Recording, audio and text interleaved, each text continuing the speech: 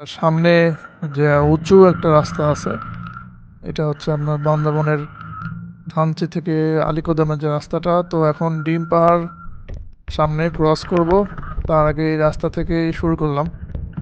এই রাস্তাটা অনেক উঁচু আর দুই ধারে যে সবুজ গাছ দেখা যাচ্ছে বিভিন্ন রকমের। তো এই অসাধারণ মুহূর্তগুলো সবসময় ক্যাপচার করা হয় না, বা সময় সুযোগ হয় না। সামনে একটু দাঁড়িয়েছিলাম, তো ওখান থেকে মনে হলো যে জায়গাটা একটু ভিডিও করি। আর করার পরে মনে হচ্ছে আসলে জায়গাটা ভিডিও করার মতনই অনেক সুন্দর। আর এদিকে তো অনেকেই গিয়েছেন, আমিও আসা যাওয়া করি। তো এইভাবে ভিডিও ধারণ করা হয় না, তো অনেক সুন্দর জায়গা।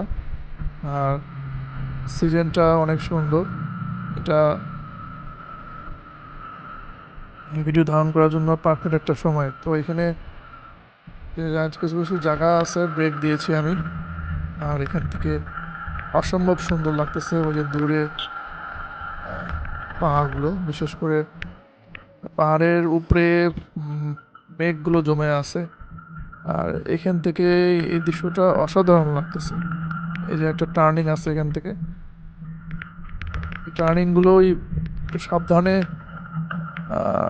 করতে হবে, কারণ এক টার্নিংয়ের আরেক অপর মাথাতে হঠাৎ করে কোনো যানবাহন চলে আসতে পারে। এটা খেয়াল না করলে দুর্ঘটনার কারণ হয় অনেক সময়।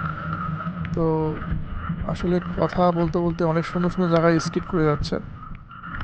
আর এই জায়গাগুলো আসলে অসাধারণ, সবই একটা আমাদের জন্য গিফট। এটা আমাদের প্রকৃতি আমাদের জন্য মনে হয় নতুন করে প্রতি বছরই প্রতি সময় আমাদের জন্য সাজিয়ে রাখে এই রূপগুলো, আমাদেরকে স্বাগত জানায়।